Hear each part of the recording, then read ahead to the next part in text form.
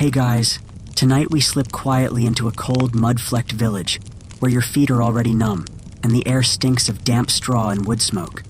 You're a peasant woman, clutching your infant to your chest, breasts sore from feeding, ribs aching from another night on a hard, flea-ridden mat. You hear it before you see it, the thud of boots, the rustle of parchment. The tax collector is here, again. And yes, you probably won't survive this winter. So before you get comfortable, take a moment to like the video and subscribe, but only if you genuinely enjoy what I do here. And let me know your location and local time down in the comments. Now, dim the lights, maybe turn on a fan for that soft background hum, and let's ease into tonight's journey together. You stand trembling as the collector unfurls his scroll, eyes sliding over your name as if you're just another barnyard beast. The baby in your arms lets out a wail, and for a moment, even that feels like a taxable offense. You owe grain, or labor, or coin you never had. It doesn't matter. He points a thick, ink-stained finger toward the small bundle of firewood you set aside for tonight. That, too, is part of the tally. In medieval Europe, being poor wasn't just hard. It was a kind of crime. Especially if you were a woman. Taxes weren't only for landowners or merchants. Peasants paid levies on crops, salt, doors, chimneys, even marriage. If your husband died, you'd still owe his unpaid taxes, and possibly marry his cousin to settle the debt. Sound romantic? Historians still argue whether tax records were enforced strictly in every region, or whether some collectors abused the system for personal gain. But folklore and records alike whisper about taxmen so feared, children were trained to hide under haystacks at the sound of approaching hooves. And if you were a woman, especially one without a man, your legal status dropped through the floor. You couldn't vote, own property outright, or even testify in court unless a man vouched for you. Your worth was measured in cows, your silence prized over your suffering. Quirky fact?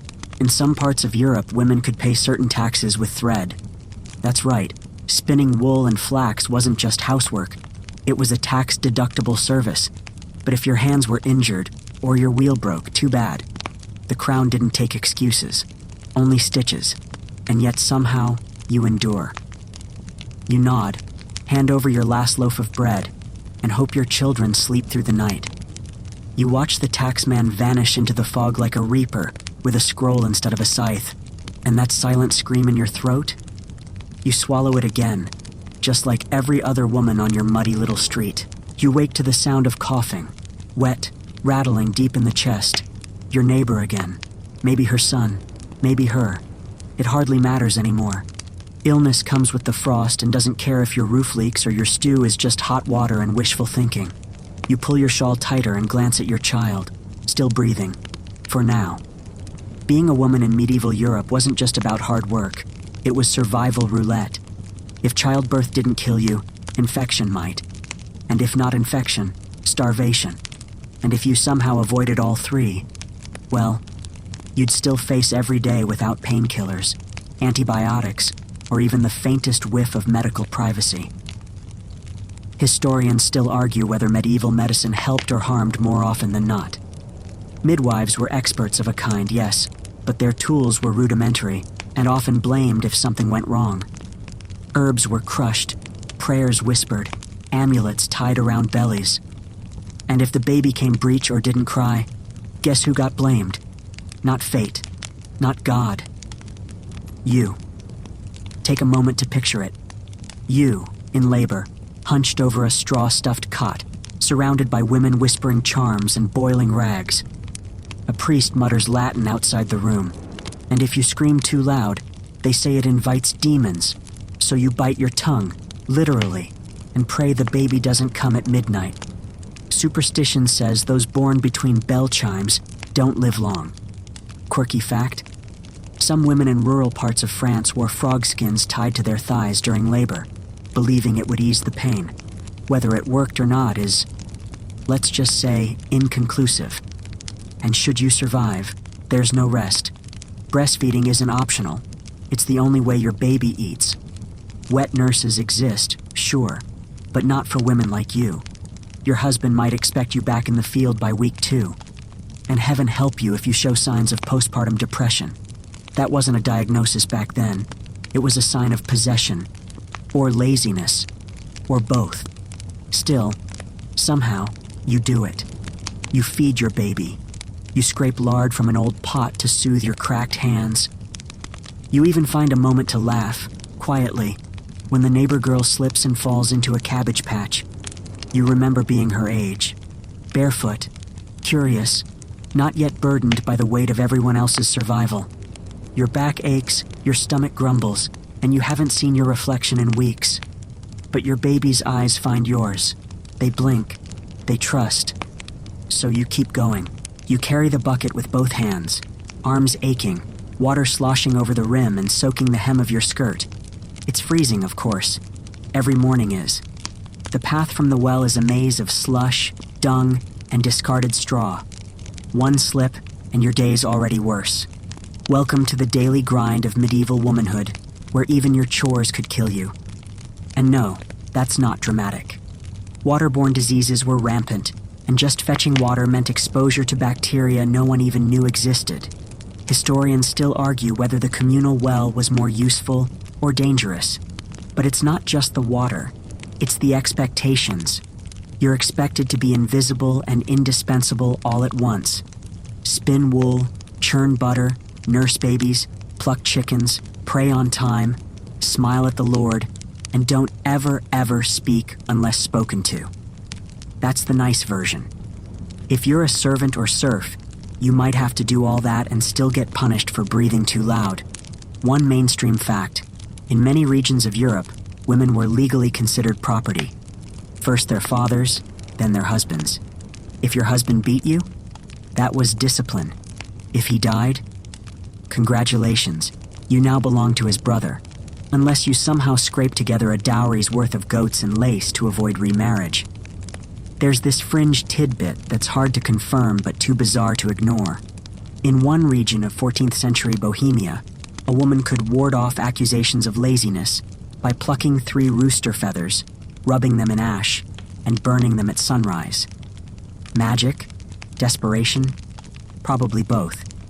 Still, there were moments, brief, stolen ones, where you remembered yourself. Like when the traveling minstrels came through town and you danced just a little. Or when you caught your reflection in a puddle and almost smiled. Or when your friend slipped you an extra crust of bread, no questions asked. Of course, joy was dangerous. Too much laughter and someone might whisper that you were a witch. Too much beauty and you'd catch the wrong man's eye and pay for it. Your safest strategy? Stay plain, stay quiet, stay busy. And yet somehow you hold on to tiny pieces of rebellion. You hum while kneading dough. You hide a ribbon under your cap. You teach your daughter the names of herbs your grandmother swore healed more than wounds. You survive, not just because you must, but because you've made surviving into a quiet kind of art. And now, as the sun begins to dip below the soot-colored rooftops, you light a little candle and pray for one night without fire, frost, or fever. You don't expect peace, but you'd settle for not waking up to screams. You press your back against the cold stone wall, cradling the baby tighter. The candle flickers beside you, your one source of light, of warmth, of anything resembling safety. Outside, a dog howls, and in the distance, a man bellows drunkenly. You don't know if he's coming home or just passing through. Either way, you stay still. You've learned that stillness can mean survival. Being a woman in medieval Europe wasn't just hard, it was strategic warfare. Every moment was a calculation. Speak, but not too boldly. Dress modestly, but not poorly. Work hard, but never be seen as too proud. And for heaven's sake, don't get caught learning to read. Historians still argue whether women were more likely to be punished for reading prayers or writing love letters. Either way, ink could be just as dangerous as fire. Now, here's a grim fact. Childbirth was the leading cause of death for women. No painkillers, no antiseptics, just a midwife who might have learned everything she knows from her own near-death experience. And if the baby survived, and you didn't, they'd name her after you, bury you quietly, and move on. Death was frequent, Mourning was brief. Yet somehow these women created meaning in the margins. They embroidered hidden symbols into the hems of their skirts, silent protest, stitched with bone needles. They told each other old folk tales that weren't in any book. They brewed remedies from herbs the priest called sinful. Some even memorized long passages of poetry or scripture, whispering them like spells before bed. There's one account from a French abbey in the 12th century. A young woman carved a message into a wooden spoon and hid it beneath the floorboards. It read, "I remember who I was." That spoon was never meant to be found, but it was. And for one moment, centuries later, she wasn't forgotten. You look at your rough hands now, cracked from the cold, burned from the fire. Every scar tells a story no one wrote down. Every night you fall asleep, knowing it might be your last, and still, you keep a little honey hidden, just in case someone you love needs it more than you do. And then finally, silence.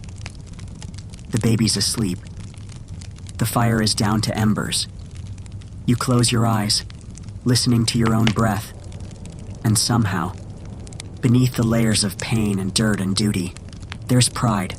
You've made it through another day, and in your own quiet, invisible way, you've won.